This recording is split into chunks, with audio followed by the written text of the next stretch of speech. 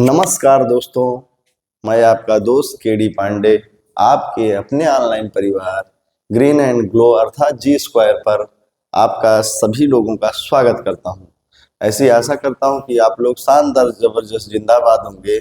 आइए हम लोग अपने क्लास पे बढ़ते हैं। आज की ये जीएस की चौथी क्लास है और योगेश सर आप लोगों को मैथ पढ़ा ही रहे हैं। आप लोग सेशन को देख ही रहे होंगे। आइए बढ़ते हैं हम लोग अपने क्लास के पहले क्वेश्चन पे। क्वेश्चन फर्स्ट आपसे पूछ रहा है कि हैदर अली मैसूर का शासक कब बना। तो दो टर्म्स आता है, पहला है हैदर अली और दूसरा है मैसूर। तो सबसे पहले हैदर अली के बारे में हम लोग बाद में जानेंगे, पहले हम लोग जानते हैं मैसूर के बारे में। मैसूर तो मैसूर जो प्रेजेंट टाइम में बेटा कर्नाटक नामक राज्य है, कर्नाटक नामक राज्य है, उसी का पार्ट था ये मैसूर। मैसूर इससे पहले मैसूर विजयनगर विजयनगर विजयनगर साम्राज्य का विजयनगर साम्राज्य का भाग हुआ करता था, भाग हुआ करता था। विजयनगर राज्य की या साम्राज्य की स्थापना किसने की थी? विजयनगर की स्थापना किसने की थी? तो विजयनगर की स्थापना की थी हरिहर और बुक्का नामक दो भाइयों ने। बुक्का नामक दो भाइयों ने विजयनगर की स्थापना की। उसी में एक छोटा सा साम्राज्य बनता है जिसका नाम है मैसूर।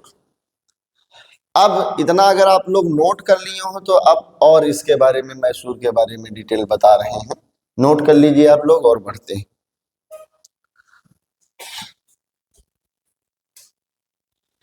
इसके बाद आप देखेंगे कि जो विजयनगर है उसमें एक छोटे से प्रांत की स्थापना की जाती है, छोटे से साम्राज्य की स्थापना की जाती है जिसका नाम है मैसूर।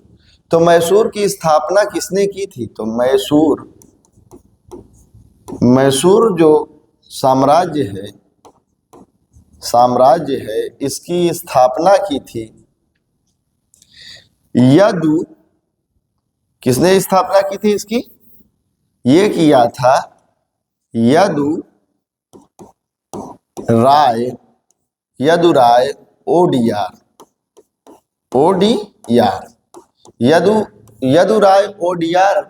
ओडियार वंश के पहले शासक हैं।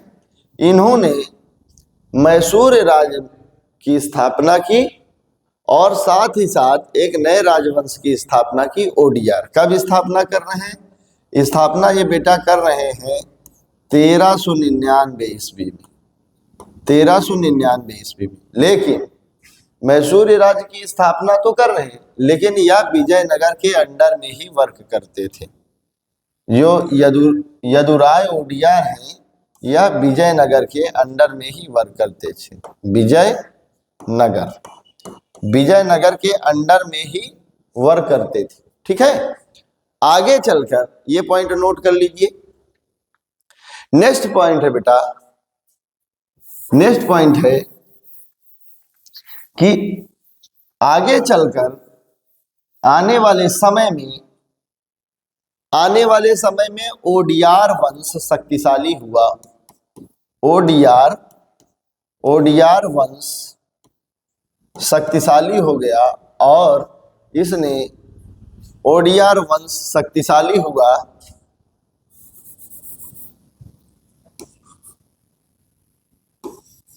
ओडियार वंश शक्तिशाली हुआ और इसने विजयनगर से अपने आप को फ्री कर लिया। विजयनगर से स्वतंत्र हो गया, स्वतंत्र हो गया। कब स्वतंत्र हो गया? तो हो गया 1612 ईस्वी में। 1612 ईस्वी में ओडियार वंश के शासकों ने विजयनगर से इसको पूर्णतया अलग कर दिया और मैसूर पर शासन करने लगे। मैसूर की कहानी यहाँ से स्टार्ट होती है। लेकिन सबसे पहले मैसूर को लोग इस भूभाग पर, पृथ्वी के इस भूभाग पर, इंडिया के अंदर जो मैसूर को सबसे ज्यादा जो है पॉपुलर किया, उसने किया हैदर अली ने। किसने किया बेटा? हैदर अली ने। तो नेक्स्ट पॉइंट आप यहां से लिखेंगे कि हैदर अली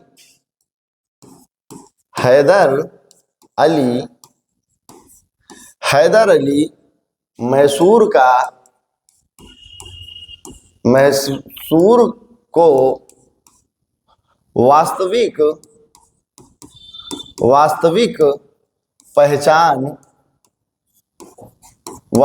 पहचान देने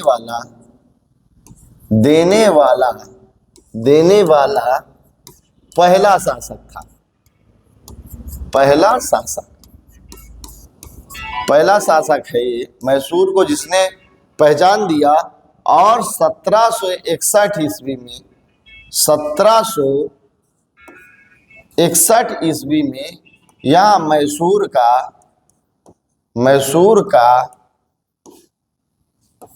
का शासक बनता है बेटा। मैसूर का शासक बनता है।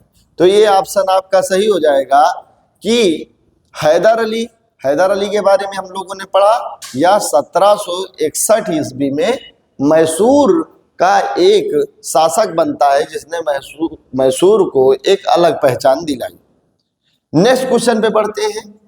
क्वेश्चन नंबर नेक्स्ट आपसे ये पूछ रहा है, दूसरा क्वेश्चन, कि हैदर अली की मृत्यु किस युद्ध के दौरान हो गई? हैदर अली ने मैसूर को विश्व पटल पे लाके रख दिया, लेकिन हैदर अली की मृत्यु बेटा वह द्वितीय आंग्ल मैसूर युद्ध जो लड़ा जाता है 1780 एडी से 1784 एडी के बीच लड़ा जाता है।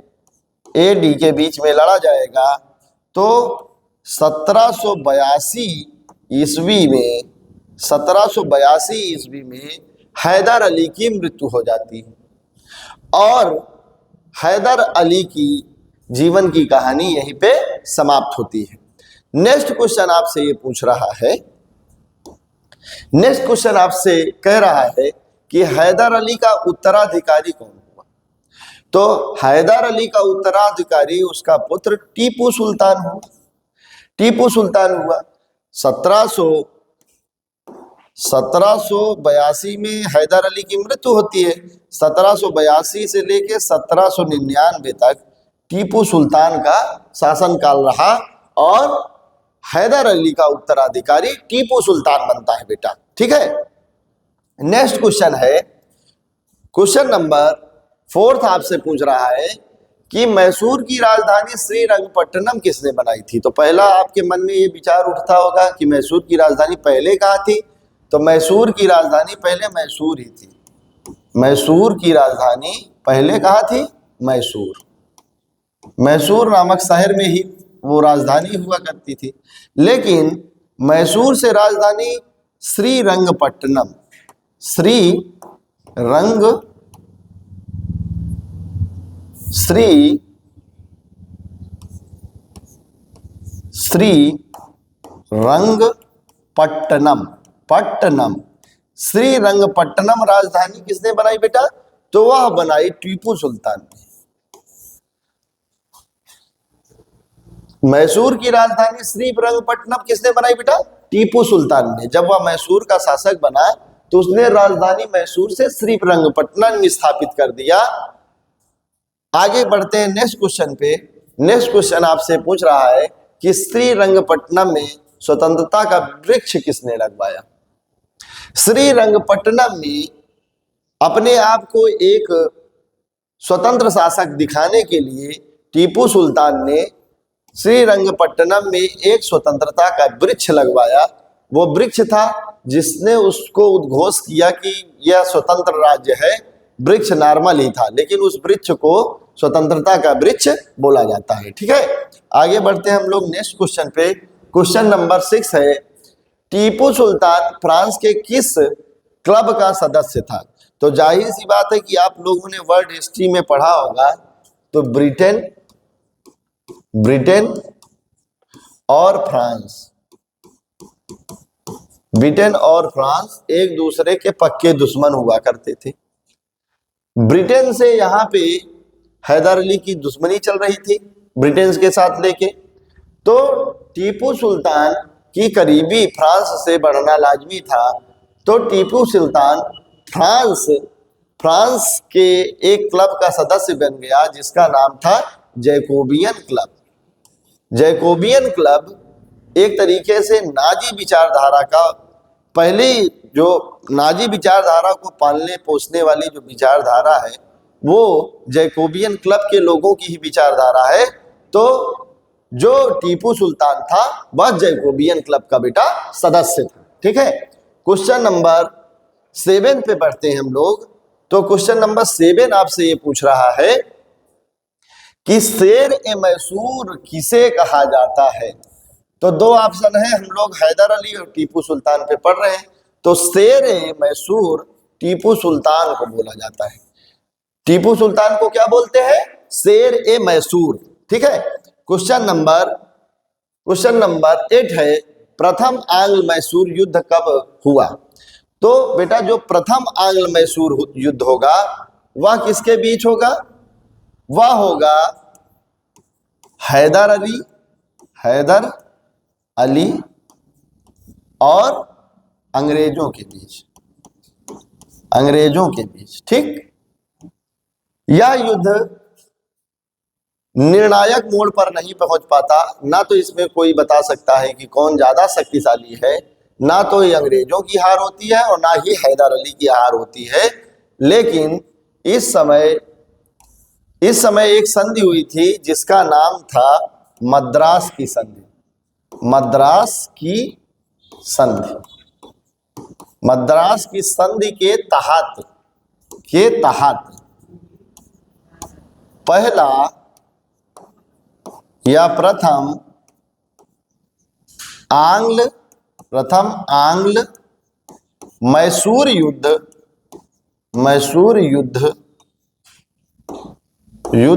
समाप्त हो जाता है। यूं कहे तो अगर अंडरस्टूड आपको समझना हो तो इस समय हैदर अली ज्यादा ताकतवर था और अंग्रेजों को उसने मद्रास की संधि करने पर विवश कर दिया। निम्न, अब आगे हम लोग नेक्स्ट क्वेश्चन पे बढ़ते हैं। क्वेश्चन नंबर नेक्स्ट है, उसी से मिलता जुलता, कि प्रथम आंग्ल मैसूर युद्ध किस संधि के तहत समाप्त हो गया? तो प्रथम आंग्ल मैसूर युद्ध मद्रास की संधि के तहत समाप्त हो गया। टीपू मद्रास की संधि के तहत समाप्त हुआ और किसके बीच में हुआ था? तो हैदर अली और अंग्रेजों के बीच में मद्रास की संधि हुई, जिसके कारण प्रथम आंग्ल मैसूर युद्ध समाप्त होता है। क्वेश्चन नंबर नेक्स्ट पूछ रहा है आपसे कि द्वितीय आंग्ल मैसूर युद्ध कब लड़ा जाता है? तो दूसरा आंग्ल मैसूर युद्ध कब लड़ा जाएगा? 1780 से 1784 ईस्वी में। 1780 से 84 ईस्वी में लड़ा जाता है यह युद्ध। आगे हम लोग नेक्स्ट क्वेश्चन को देखते हैं। क्वेश्चन नंबर 11 आपसे बोल रहा है कि द्वितीय आंग्ल मैसूर युद्ध किस संधि के तहत समाप्त हो गया? तो द्वितीय आंग्ल मैसूर युद्ध ए नंबर ऑप्शन मंगलोर की संधि के तहत समाप्त हुआ। और पहले भी बता चुके हैं कि इस युद्ध में 1782 ईस्वी में हैदर अली की मृत्यु हो जाती है। हैदर अली की मृत्यु। अब मैसूर की कमान किसने संभाली थी? तो अब मैसूर की कमान संभाली थी टीपू सुल्तान ने मैसूर की कमान संभाली और यह युद्ध मंगलौर की संधि के तहत समाप्त हो पाता है। इसमें भी कोई निर्णायक जो है मोड़ साबित नहीं हुआ, ना तो टीपू सुल्तान कम हो रहा था और ना ही अंग्रेज। तो यह युद्ध मंगलौर की संधि के तहत समाप्त होता है। अब नेक्स्ट क्वेश्चन हम लोग बढ़ते हैं। क्वेश्चन नंबर नेक्स्ट आपसे पूछ रहा है तृतीय आंग्ल मैसूर युद्ध कब हुआ। तो तृतीय आंग्ल मैसूर युद्ध बेटा हो जाएगा, वो लड़ जाएगा 1790 से 1792 ईस्वी में। 1790 से और 1792 ईस्वी में यह युद्ध लड़ा जाएगा। कौन सा? तीसरा आंग्ल मैसूर युद्ध। किसके किसके बीच लड़ा जाएगा? तो टीपू के बीच में, टीपू सुल्तान और अंग्रेजों के बीच में, अंग्रेजों के बीच में। लेकिन अंग्रेजों का साथ और कौन दे रहे थे? मराठा। ठीक है, हैदराबाद के निजाम, ये सभी अंग्रेजों का साथ दे रहे थे। और तृतीय आंग्ल मैसूर युद्ध बेटा टीपू सुल्तान ने अपनी शान शौकत को बचाने के लिए उसने अपने आधे राज्य को लगभग इन लोगों के बीच बांट दिया, जिसके कारण उसकी इज्जत बच गई और टीपू सुल्तान की शक्ति कमजोर हो गई। यह युद्ध श्रीरंगपट्टनम की संधि के तहत समाप्त होता है। आगे नेक्स्ट क्वेश्चन में देखते हैं, तृतीय आंग्ल मैसूर युद्ध किसके बीच, किस संधि के तहत समाप्त हुआ है? तो श्रीरंगपट्टनम जो राजधानी बनाई थी उसने, टीपू सुल्तान ने, तो इस संधि के तहत टीपू सुल्तान को कमजोर कर दिया गया और यह युद्ध समाप्त हुआ।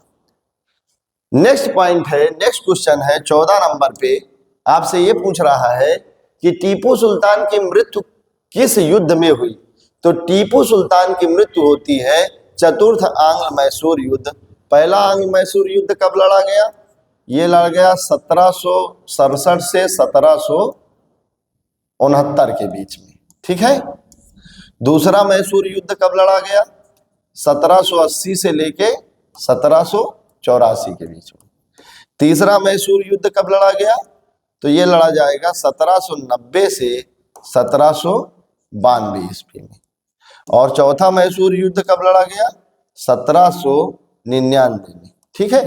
तो यहाँ पे आप देखेंगे तो जो इस समय जो ब्रिटिश ईस्ट इंडिया कंपनी है उसका कोई गवर्नर जनरल नहीं होता है, लेकिन यहाँ पे आके वारेन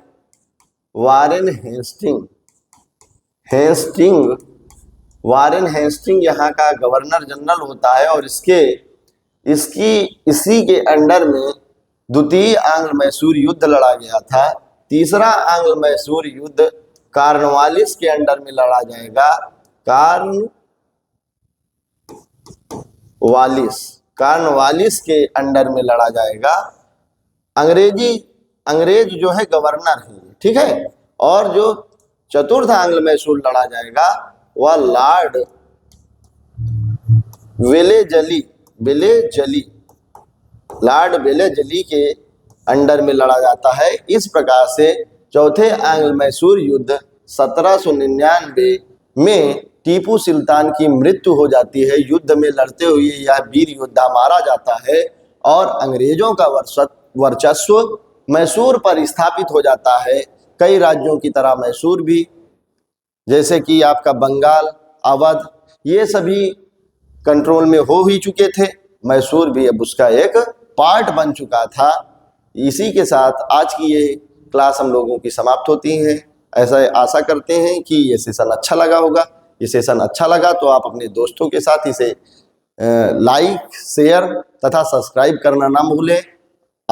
हम आपसे मिलते हैं नेक्स्ट सेशन में। तब तक के लिए आप लोगों का धन्यवाद। Bye bye.